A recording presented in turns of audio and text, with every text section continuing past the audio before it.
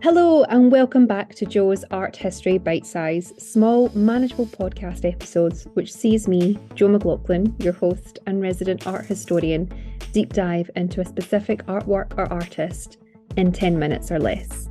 This week we're discussing Constantin Brâncuși's Endless Column, also known as the Infinity Column. Let's get started. Constantin Brâncuși was a Romanian sculptor, painter and photographer who turned his back on the traditions of the Art Academy and sought to return to a primitive and simplistic artistic outpour. Considered a pioneer of modernism, in his life he became one of the most influential sculptors of the 20th century. He's even been referred to as the patriarch of modern sculpture. Although known for several groundbreaking sculptures produced throughout his lifetime, Brâncuși's most iconic and best known work is called Endless Column, which can be found in Târgu Jiu, Romania, close to the artist's home.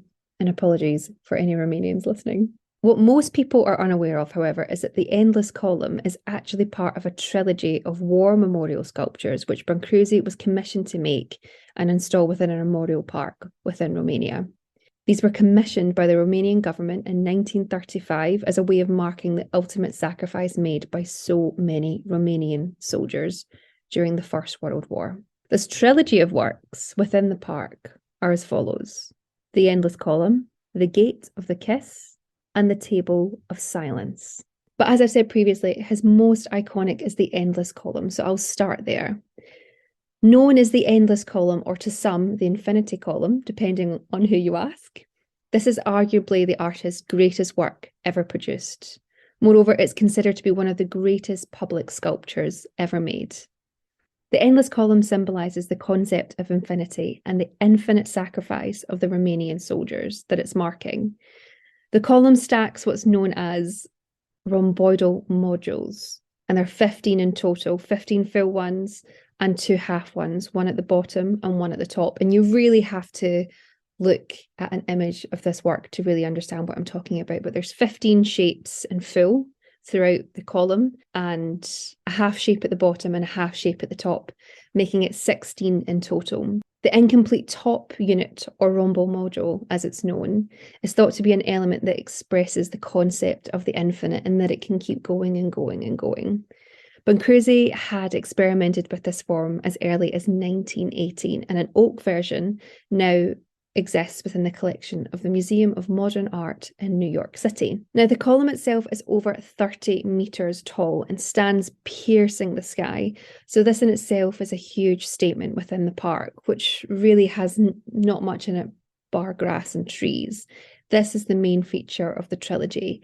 It's a place to make you think and contemplate and think of the sheer magnitude of loss and sacrifice that has happened throughout World War I within Romania. In the 1950s, the Romanian communist government planned to demolish the column, but this plan was never executed. After the Romanian Revolution of 1989 and the fall of the communist regime, there was renewed interest in restoring the column, which by that time had suffered from a lack of care and serious neglect, which had resulted in cracking, metal corrosion, and the work had even started to tilt due to an unstable foundation. A major restoration project began in 1997, which enabled the sculpture to be returned to its former glory. This restoration was completed in 1998-1999. Now, the second work in this trilogy of pieces which Brâncuși was commissioned to make is called the Gate of the Kiss. And it's this archway, this very imposing stone archway. It's very beautiful, very simplistic. And again, I would thoroughly recommend that you have a look on my Instagram or Google the Brâncuși Memorial Park in Romania, where the Endless Column is. Or if you just Google Endless Column, you'll find it. Now, the Gate of the Kiss was created as a triumphant arch, decorated throughout with a repetitive circular motif on each of the 8 pillars which hold the arch in place, which is then separated down the middle, making the form appear as almost 2 semicircles which meet. Some art critics have interpreted this motif as eyes looking inside the gate, while others see a couple embracing. I personally think this is a nod to one of Brâncuși's other well-known sculptures called The Kiss. And again, I would thoroughly recommend that you look up this sculpture. It's a lovely, beautiful stone carved work. And the kiss shows two figures within an embrace. A triumphant arch, art historically, is used to depict ceremonial grandeur. It's the idea of arriving home, of celebration, of triumph in war. And the fact that this arch stands empty forever with the remnants of, and suggestion rather, of couples in an embrace, I find very thought-provoking and very punchy for a war memorial. The 8 pillars, which I've mentioned previously, are also said to represent the 8 unified regions of Romania. Now, the final piece within the trilogy is called the Table of Silence, and it stands at the western end of the Central Park on the banks of the Jiu River. The work comprises of a circular stone table with 12 chairs. It's incredibly simplistic, and I feel like as you move through the park, the works get less and less complicated, but this table for me is something that's really rather interesting. The table represents a place where soldiers gather in silence before a battle commences to contemplate their actions and also what they're about to face. The 12 seats which surround the table are in the shape of hourglasses, each representing a month of the year, and symbolises the passing of time. And although incredibly simplistic in style, I find this very impactful. And as visitors, you're invited to sit on these seats and contemplate the loss of soldiers that have died in Romania, defending Romania during World War I. I find the whole concept of a trilogy of a war memorial park incredibly interesting, particularly in the varying materials and sizes and messages which Brâncuși here is trying to communicate. I find it very groundbreaking, and considering it was made in the 1930s, I think if you look at these columns, you would agree with me that they're incredibly contemporary. And if you think about, speaking from my experience of British war memorials, which tends to lean on a more traditional figurative bronze and a figure on horseback or some sort of decorative column and wreath, these are incredibly thought-provoking and emotional works. For me, the memorial speaks loudly on many levels. It speaks of the passing of time, it speaks of love, death, infinity, unity, the endlessness of loss and wondering after war. And it makes me feel, particularly for British war memorials, that it kind of falls short some places.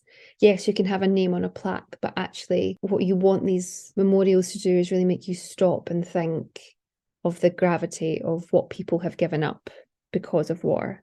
And although when we think about a war memorial, it's quite a sad thing, for me, these speak of hopes, hope of learning, hope of understanding, and a very interesting move from the Romanian government to commission a contemporary sculptor who wasn't actually living in Romania at the time. He had made his name and living in Paris. But for me, the Endless Column, the Gate of the Kiss, and the Table of Silence are a contemporary monument for a contemporary world which holds a power in its message that will never fall silent.